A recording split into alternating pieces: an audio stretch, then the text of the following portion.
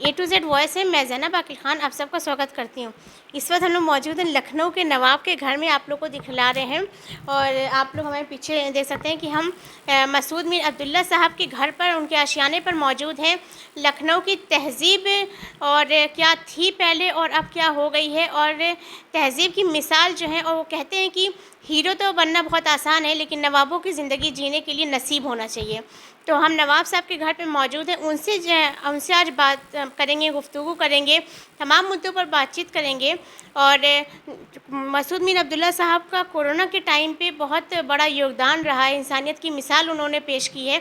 हम उनसे तमाम मुद्दों पर चर्चा करेंगे। आप लोग देख सकते हैं कि आज हम आप लोग को A to Z वॉइस के पहले शो में हम आप सबको जो है कुछ पुराने दौर की बातों में और कुछ बीते हुए ज़माने की बातों के साथ आपसे रूबरू होंगे। चलिए बात करते हैं। हम आप लोगों को मिलाने जा रहे हैं आज ऐसी शख्सियत से जिनके बारे में आप लोगों ने बहुत सारा सुना होगा कि लखनऊ के नवाब हैं। और लखनऊ के नवाब वाकई में ऐसे हैं जिनके पास हर प्रकार का हुनर है, और कॉलेज में प्रोफेसर भी हैं, और मुख्यमंत्रियों के साथ में उनके फोटोज भी हैं, और काफ़ी बॉलीवुड के एक्टर्स, अमिताभ बच्चन जैसे लोगों के साथ, नाना पाटेकर के साथ हम मिलाने जा रहे हैं आज ऐसी हस्ती से जो नवाब होते हुए भी इंसानियत की मिसाल कायम की है। पहले शो में हम आज आपको एक बहुत ही खुसूसी शख्सियत से तारुफ़ कराने जा रहे हैं, जिनका नाम है नवाब मसूद मीर अब्दुल्ला साहब। और इनके बारे में आपको कुछ 2-3 बातें बतलाना चाहते हैं। चूँकि शिया पीजी कॉलेज के प्रोफेसर भी हैं, और साथ ही साथ फिल्म प्रोडक्शन से भी जुड़े हुए हैं, और साथ ही साथ प्ले वगैरह भी करते रहते हैं, फैशन डिज़ाइनर भी में भी इंटरेस्टेड हैं। और आपको ये बता दें कि जब सारी काबिलियत और सारी खूबियाँ एक जगह पे आती हैं, तो वो शख्स आज हमारे बीच में मौजूद है, लखनऊ के नवाब। और चूँकि आज लखनऊ की तहज़ीब बहुत कुछ डिफरेंसेस आ गए हैं पुराने बीते हुए पास्ट टाइम से प्रेजेंट टाइम में, लेकिन आज भी जो कल्चर तहज़ीब है और जो ट्रेडिशनल तहज़ीब है, उनको किस तरीके से प्रमोट करना है, ये सब चीज़ों में मसूद मीर अब्दुल्ला साहब शामिल हैं। तो हम ये नवाब साहब से बातचीत करेंगे। आज आपको बताएंगे कुछ पुराने ज़माने की, कुछ पुराने दौर की बातचीत करेंगे, और आज मौजूदा हालात पे बातचीत करेंगे। तो आपका हमारे A to Z वॉइस के पहले शो में आपका तहे दिल से इस्तकबाल है। आदाब। हम आपसे पहले ये गुफ्तगू करते हैं कि किस तरीके से लखनऊ का पहले का माहौल था और पहले की तहज़ीब थी। पहले जो कि आप पुराने ज़माने को आपने अपनी आँखों से देखा है, अब क्या कुछ बदलाव आ गए हैं? देखिए, लखनऊ में पहले और अब में ज़ाहिर सी बात है कि ज़मीन आसमान का फ़र्क हुआ है। पहले जो तहज़ीब थी, अब वो तहज़ीब नहीं रही है। पहले जो यहाँ पर नज़ाकत, नफ़ासत और जो एक तरह से गंगा जमनी तहज़ीब जो कही जाती है जो थी, उसमें अब काफ़ी कमी आई है। लेकिन खुदा आबाद रखे, लखनऊ फिर भी गनीमत है। नज़र कोई ना कोई अच्छी सूरत आ ही जाती है। तो लखनऊ अभी इतना गया गुज़रा नहीं हुआ है। अभी भी अगर हम लोग उसको बचा लें तो बहुत है, क्योंकि लखनऊ की तहज़ीब जो है उसकी जड़ें इतनी मज़बूत हैं। जो नवाबीन अवध ने और बेगमात अवध ने जो यहाँ की तहज़ीब दी है, वो इतनी मज़बूत है कि आज तक वो बरक़रार है। कमी हुई है ज़रूर, लेकिन ऐसा नहीं है कि वो बिल्कुल ख़त्म हो गई है। तब ये हम लोगों की ज़िम्मेदारी, जितने यहाँ के बाशिंदे हैं, जो यहाँ रहते हैं, चाहे यहीं के हों या बाहर से आके यहाँ बस गए हों, सबकी ज़िम्मेदारी है कि हम इस तहज़ीब को किस तरह से बचाएं, किस तरह से इसकी बक़ा करें, और किस तरह से इस तहज़ीब को हम दुनिया भर में फैलाएं। तो ये हम सबकी ज़िम्मेदारी है कि हम लोग अपनी तहज़ीब को दुनिया भर में फैलाएं। इंसानियत की मिसाल जिस तरीके से आपने कोरोना टाइम पे दिखाई थी, और वो उस चीज़ से हम सभी वाकिफ़ हैं, उस चीज़ से हम सभी रूबरू हैं कि जिस तरीके से बहुत बड़ा आपका योगदान रहा है। तो बहुत कम अभी ये चीज़ें नज़र आती हैं कि दूसरों के लिए इंसानियत अब बची हुई लोगों के दिल में, लेकिन ऐसे में आपने माशाल्लाह कर दिखाया। तो क्या कुछ पैगाम देना चाहते हैं इस पर? देखिए, इंसानियत जो है वो एक फ़ंडामेंटल है हर इंसान के लिए, बेसिक चीज़ है। अगर हम में इंसानियत नहीं है तो जाहिर सी बात है कि हम एक तरह से मुर्दा हैं। तो हर इंसान को दूसरे के लिए कुछ ना कुछ करना चाहिए, किसी भी फॉर्म में हो। अगर कोई किसी को तकलीफ़ है तो उसकी उस तरह से मदद करें। कोई फाइनेंशियली वीक है, अगर आप कर सकते हैं तो उसकी फाइनेंशियली हेल्प करें, या कैसी भी ज़रूरत हो तो वो ज़रूरी है कि आप जो हैं आपसे हत्तल इम्कान जो कोशिश हो सके, जो भी आप कर सकें किसी दूसरे के लिए वो करिए। अपने लिए सब लोग करते हैं, अपनी फैमिली के लिए सब लोग करते हैं। ये कहा गया है कि पहले आप घर में चिराग जलाएं, तो ज़रूरी है कि आप पहले अपने घर में देखें, लेकिन उसके साथ ही साथ आप अपने रिश्तेदारों को देखें, आपके आसपास जो मोहल्ले में आपके लोग हैं उनका ख्याल करें, आपके मोहल्ले के अलावा आपके शहर के, आपके स्टेट के, आपके मुल्क के, और फिर आप इस लायक हैं अगर तो पूरी दुनिया भर का आप ख्याल करें। जैसे बड़ी बड़ी कंपनीज़ में जो बड़े बड़े जो मालिक हैं बड़ी बड़ी कंपनीज़ के, वो उन लोगों के NGOs हैं और दुनिया भर में वो जो हैं सोशल वर्क करते हैं। तो सोशल वर्क क्या है? यही है। तो इंसानियत जो है वो हर इंसान में होती है, किसी में कम किसी में ज़्यादा, बस उसको सही राह पर जो है उसका इस्तेमाल करना जो है वो ज़रूरी है। लखनऊ की तहज़ीब क्या है उसकी एक झलक आप लोगों को दिखला रहे हैं, और साथ ही साथ तमाम खूबियाँ जब एक ही शख्स में हो तो उस हस्ती से आपको मिला रहे हैं। आज लखनऊ के नवाब मसूद मीर अब्दुल्ला साहब से जुड़े हुए हैं और उनसे लगातार बातचीत करके आप लोगों को बता रहे हैं कि पिछले सिस्टम से और आज में कितने बदलाव आए हैं। लखनऊ की तहज़ीब को मेनटेन करने के लिए, उसको बरकरार रखने के लिए किन किन बातों की ज़रूरी है कि उन पर ध्यान दिया जाए। तो नवाब साहब आपसे ये जानना चाहते हैं कि जिस तरीके से आप पहले के ज़माने से देखते आए, प्रशासनिक और सरकार को लेकर अगर देखा जाए तो पहले के सिस्टम में और अब के सिस्टम में कितना बदलाव है?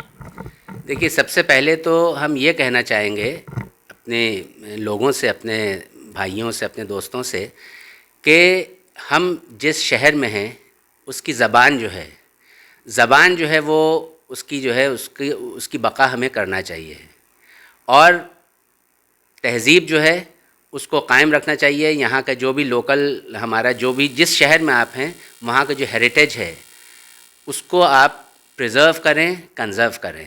जहाँ तक आप प्रशासनिक बात कर रहे हैं तो आप पुराने दौर में देखिए तो नवाबीन अवध का जो दौर था वो ऐसा दौर था जिसमें खुशहाल सब थे, सब लोग खुशहाल थे। और इवन जब नवाब वाजिद अली शाह जब यहाँ से मटिया बुर्ज तशरीफ़ ले गए तो उस वक्त चाहे वो मुसलमान उनकी रियाया हो चाहे हिंदू रियाया हो, सब उनके लिए रो रहे थे, और उनके जो हिंदू रियाया थी वो लोग उनके लिए कह रहे थे कि मेरा किशन कन्हैया जो है वो छूट के मुझसे जा रहा है, और कितनी दूर तक सब जो है उनको छोड़ने के लिए गए। तो ये उनकी मोहब्बत थी, और उनका जो एक एडमिनिस्ट्रेशन था वो बायस्ड बिल्कुल नहीं थे। वो ऐसा करते थे कि अगर हिंदू है चाहे मुसलमान है कोई भी है, सबको जस्टिस इक्वल। वो कहते थे कि हम सिर्फ मुसलमानों के ही बादशाह नहीं, हम हिंदुओं के भी बादशाह हैं। ये दोनों कौमें हमारी दोनों आँखें हैं। मतलब क्योंकि उस ज़माने में मेजॉरिटी जो थी वो हिंदू या मुसलमान की थी, और भी कौमें हुआ करती थी लेकिन वो बहुत ही कम होती थी। तो बेसिकली यही दो होती थी। तो वो कहते थे कि ये दोनों कौमें जो हैं हमारी दोनों आँखें हैं। जाहिर सी बात है कि एक आँख बंद हो जाए तो एक ऐब आ जाएगा। तो उसी तरह से दोनों जो हैं वो उनके लिए इक्वल थी। आज के दौर में हम ये देखते हैं पहले जो पॉलिटिक्स थी, मतलब आफ्टर इंडिपेंडेंस, फिर ये हुआ कि आज़ादी मिली हम लोगों को, और हालात जो थे जाहिर सी बात है कंट्री के या स्टेट के डेवलपमेंट की तरफ सबका ध्यान गया, और सब डेवलपमेंट होता रहा, धीरे धीरे हर फील्ड में डेवलपमेंट होता रहा। लेकिन आज की जो पॉलिटिक्स है वो बहुत ज़्यादा जो है हमारे हिसाब से गड़बड़ हो गई है, क्योंकि अब वो जो एक तो तहज़ीब नहीं रही, दूसरे वो जो एक अपनाइयत होती है, जो एक मोहब्बत होती है, वो मोहब्बतें जो हैं वो ख़त्म हो गई हैं, और लोग बिल्कुल सेंट्रलाइज्ड हो गए हैं और बिल्कुल अपने बारे में सोचने लगे हैं, दूसरे के बारे में बिल्कुल सोचते ही नहीं हैं। पहले ऐसा नहीं था। पहले ये था कि हम दूसरे के बारे में सोचते थे। लखनऊ की तहज़ीब जो है वो क्या है, पहले आप में एक जो सैक्रिफाइस है, लोग इसका बहुत मजाक उड़ाते हैं कि ट्रेन छूट जाएगी, ये सब ऐसे फिल्मों में भी दिखाते हैं कि पहले आप जो है, लेकिन इसके पीछे जो सैक्रिफाइस है वो आप देखिए कि आफ्टर यू है ना, कि ये चीज़ जो है लोग इस चीज़ पर ध्यान नहीं देते हैं। आज हम लोग जो हैं अपना कोई ना कोई ऐसा मुद्दा उठा लेते हैं जिससे कि बस हमें वोट चाहिए हैं, हमें सीट्स चाहिए हैं कि हम किस सूरत से हम सरकार बनाएं। हाँ, तो होना ये चाहिए है कि हम चाहे वो किसी भी मसलक का हो, किसी भी कम्युनिटी का हो, किसी भी रिलीजन का हो, हम सबको एक नज़र से देखें और एक नज़र से देखने के बाद हम सबके लिए जस्ट डिसीजन लें। जस्टिस जो है वो सबके लिए हो, बराबर से सबको हक़ मिले, सबको बराबर से जो चीज़ भी हो, जो जिस लायक हो उसको वो चीज़ मिले। ये नहीं है कि हम इस लायक है नहीं और हमें वो चीज़ मिल गई, तो जो जिस लायक हो उसको वो चीज़ मिले और जस्टिस जो है वो बहुत ज़रूरी है। तो सबके लिए बराबर होना चाहिए। तो ये आजकल जो है हम देख रहे हैं कि इसमें बहुत कमी आ गई है। हमारे चैनल से जुड़े रहिए और देखते रहिए कि नवाब साहब किस तरीके से समझा रहे हैं कि जस्टिस क्या होती है, और बिल्कुल इनकी बातें बहुत अहम है सुनने के लिए। आज के दौर में, आज के टाइम पीरियड में जितने सारे बदलाव आए हैं, उन सब चीज़ों को देखने के लिए, समझने के लिए बहुत कम ऐसे मौके मिलते हैं जब ऐसी शख्सियत से रूबरू होते हैं आप लोग। जब आप लोग जो है ज़मीनी हकीकत से रूबरू होते हैं, जो कि आपको एक कुछ ही शब्दों में समझाने की कोशिश करें।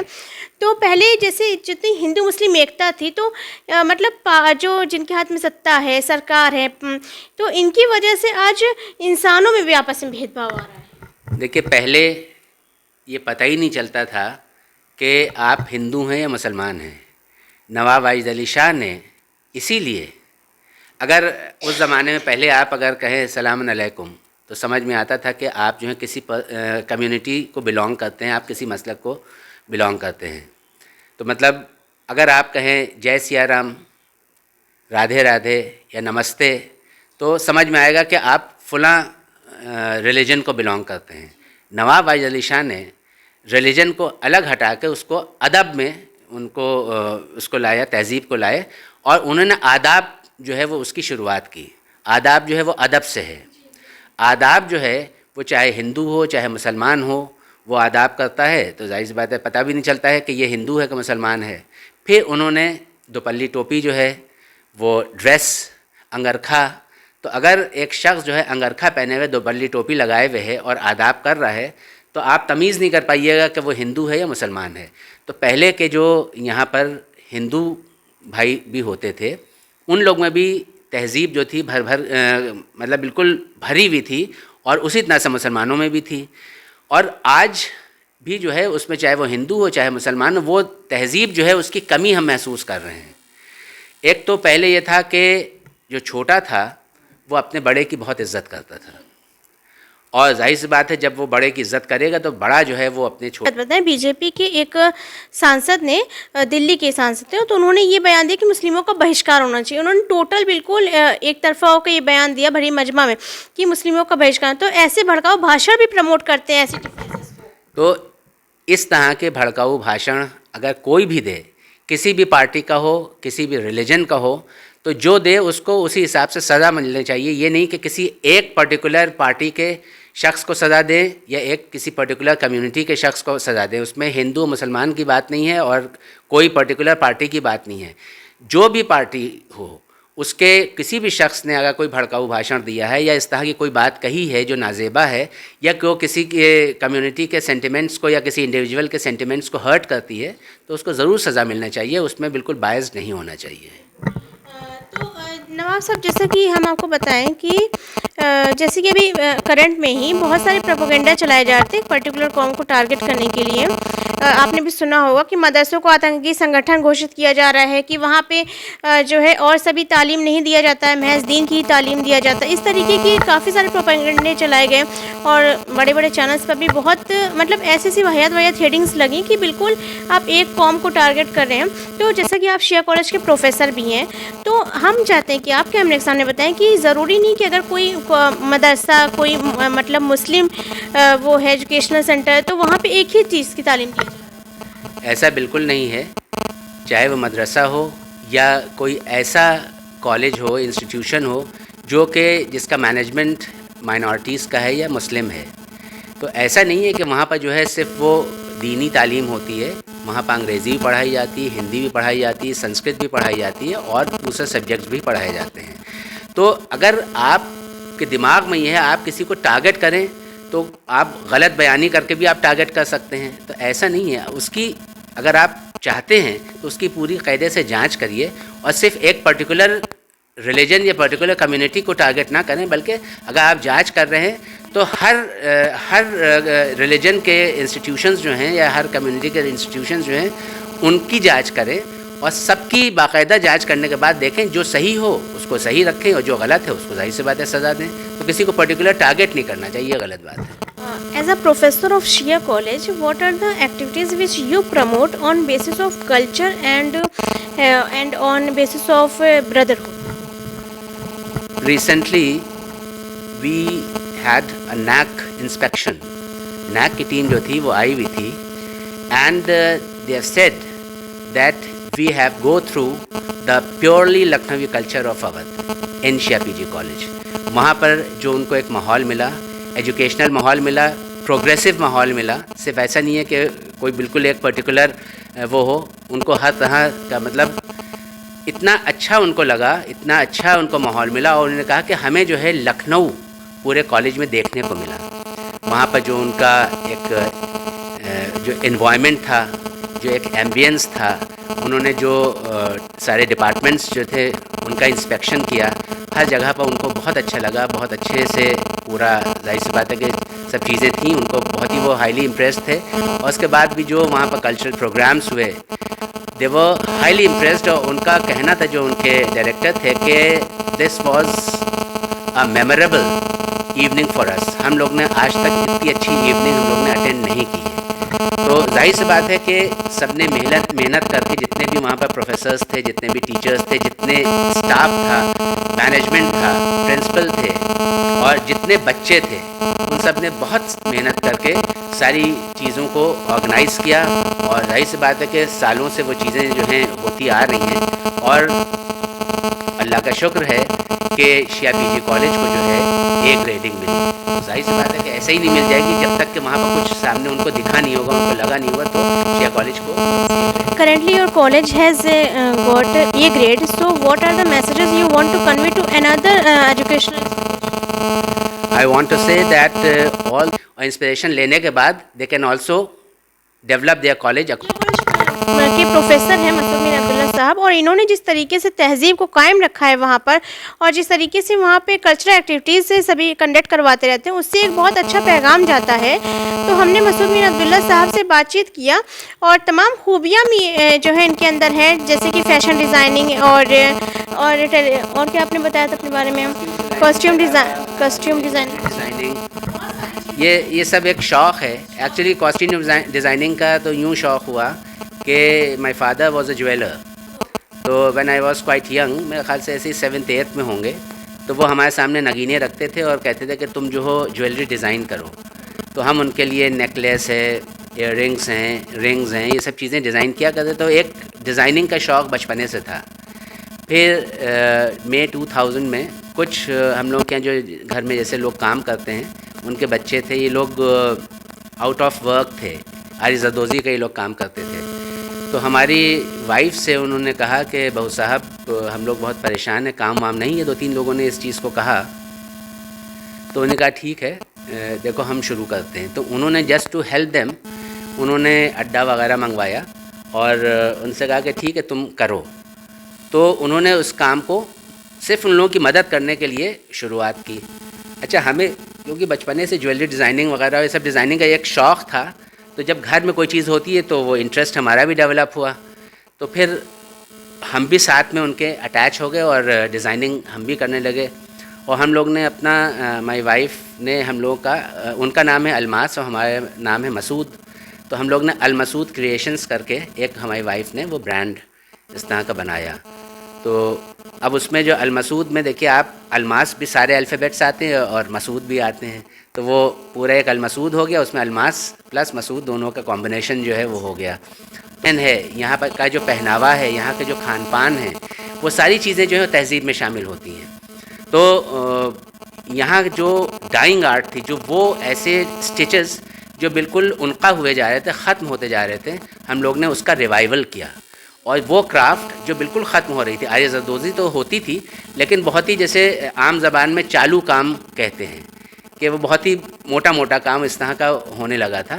तो हम लोग ने बहुत ही फ़ाइन वर्क जो है उसको करवाना शुरू किया और एक अपना जो है अल्लाह का शुक्र है कि उसमें एक मकाम बना और इसके अलावा सुभाष घई साहब की विस्लिंग वुड्स इंटरनेशनल की एक शॉर्ट फिल्म थी, तो उसमें हमें इनवाइट किया उन लोगों ने। हमने उसमें एक कॉस्ट्यूम डिज़ाइनिंग भी की, आर्ट डायरेक्शन भी दिया और एक्ट भी किया, क्योंकि एक्टिंग का भी थोड़ा बहुत शौक़ है और बचपने से हम जो है थिएटर किया करते हैं। स्कूल और कॉलेज डेज़ से यूनिवर्सिटी डेज़ में हम ये सब करते थे।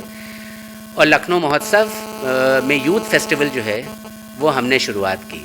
बताना चाहते हैं कि लखनऊ के नवाब मसूद मीर अब्दुल्ला साहब ने ही जो है लखनऊ के महोत्सव का इनॉग्रेशन किया था, उसको स्टार्ट किया था, और किस सन में किया था और कैसे किया था, ये हम आपसे हम लोगों की अपनी एक ऑर्गेनाइजेशन थी महफ़िल। तो महफ़िल में हम लोग मुलाकात नाम से एक लिटरेरी और कल्चरल फेस्टिवल ऑर्गेनाइज़ किया करते थे। तो ओम पाठक साहब जो थे वो उस ज़माने में डीएम थे, तो उनको एज अ चीफ़ गेस्ट हम लोग ने इनवाइट किया। और हम लोगों का जो कल्चरल इवेंट जो प्रोग्राम फेस्टिवल था, उसका जो वेन्यू था वो लखनऊ क्रिश्चियन कॉलेज था। वो हम लोग ने वेन्यू रखा था क्योंकि हम वहाँ के पढ़े हुए भी हैं। तो फिर ओम पाठक साहब ने देखा कि इतने अच्छे प्रोग्राम्स हैं, तो उन्होंने हमसे कहा कि हम आपको इनवाइट करते हैं कि लखनऊ महोत्सव में यूथ फेस्टिवल्स आप ऑर्गेनाइज़ करिए। तो फिर करीब 8-10 साल हमने लखनऊ महोत्सव में यूथ फेस्टिवल्स ऑर्गेनाइज़ किए। फिर 2005 और 6 में कोड़िया घाट के ऊपर भी हमने पूरा एक साइमल्टेनियसली लखनऊ महोत्सव के साथ ही साथ उसी का एक पार्ट जो था हमने यहाँ पर 2 साल यहाँ पर भी ऑर्गेनाइज़ किया। 5 दिन का था। आर.के. मित्तल साहब कमिश्नर थे, तो उनको जब बताया कि असल लखनऊ तो यही है और लखनऊ महोत्सव लखनऊ से दूर होता चला जा रहा है और यहाँ के लोग जो हैं वो वहाँ नहीं पहुँच पाते हैं, तो उन्होंने कहा ठीक है आप लोग करिए। तो हमें यहाँ पर उन्होंने कन्वेनर बनाया और 2 साल यहाँ पर हमने इस चीज़ को ऑर्गेनाइज़ किया। फिर ये हुआ कि सरकार बदल गई और हमसे कहा गया कि वहीं करिए। हमने कहा इतनी दूर नहीं। तो बहरहाल और इस तरह से बीच बीच में फ़ैशन शोज़ और ये सब चीज़ें किया करते हैं। और अभी हाल ही में जब शिया कॉलेज में वो नैक का सिलसिला था, तो उसमें हमने बच्चों को ट्रेन किया और बच्चों ने बहुत ही अच्छा परफॉर्मेंस दिया। और वो भी मतलब बहुत खुशी की बात है कि हमारे 100 साल, 103 साल, 104 साल का जो हमारी हिस्ट्री है शिया कॉलेज की, उसमें पहली बार इस तरह की कोई एक्टिविटी हुई जिसमें बच्चों ने इतने अच्छे परफॉर्मेंसेस दिए और इतना जुनून के साथ, इतनी शिद्दत के साथ जो है उन्होंने उसमें पार्टिसिपेट किया और बहुत ही कामयाबी हासिल हुई इन बच्चों को। A to Z वॉइस के शो में हम मसूद मीर अब्दुल्ला साहब से जुड़े हुए थे, जो कि लखनऊ के नवाब हैं, और तमाम मुद्दों पर हमने बातचीत किया। और बहुत अच्छा लगता है कि जब कुछ पुरानी झलक आपके सामने दिखलाते हैं और हम भी जब उनसे रूबरू होते हैं तो कुछ नया सा लगता है। और ये भी बहुत अच्छा लगता है कि जब इस तरीके से कोई बड़ा हमें समझा रहा हो, जिसने अपनी आंखों से पुराने के ज़माने को और अब बदलते हुए देखा है, एडमिनिस्ट्रेशन को, सिस्टम को, सरकार को, हिंदू मुस्लिम एकता को, तमाम चीज़ों को देखा है और एनालाइज़ किया है उसको अपने तजुर्बे की बुनियाद से। तो उनसे रूबरू होकर चंद बातें करना बहुत अच्छा लगता है। और हमारे साथ जुड़ने के लिए आपका बहुत बहुत तहे दिल से शुक्रगुजार हैं हम, और इंशाल्लाह से फिर रूबरू होंगे। और आप कुछ कहना चाहेंगे? हम अपने नाजरीन से, सामीन से ये कहना चाहेंगे कि एक दूसरे से आप मोहब्बत करें, एक दूसरे का ख्याल रखें, और इसके अलावा कुछ नहीं है दुनिया में। लखनऊ जो है वो मोहब्बतों का शहर है। यहाँ की तहज़ीब जो है वो गंगा जमुना तहज़ीब इसीलिए कही जाती है क्योंकि यहाँ पर हिंदू और मुसलमान या जितने भी मसलक के लोग हैं, जितने भी मज़हब के लोग हैं, सब एक दूसरे का ख्याल रखते हैं।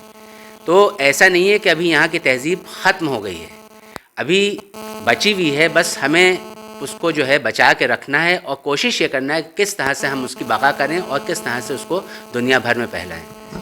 वो कहते हैं कि हीरो बनना तो बहुत आसान होता है, लेकिन नवाबों की ज़िंदगी गुजारने के लिए नसीब होना चाहिए। और नवाबों की ज़िंदगी गुजारने के लिए जैसे नवाब होकर इंसानियत की मिसाल कायम करना एक बहुत बड़ी चीज़ होती है। तमाम मुद्दों को आगे ले जाना और कल्चरल और जैसे तहज़ीब की बात करें तो उसको प्रमोट करना बहुत बड़ी चीज़ होती है। फिर मिलेंगे किसी नए मुद्दे के साथ। A to Z वॉइस पे अब मिलेंगे इंशाल्लाह। तब तक देखते रहिए A to Z वॉइस।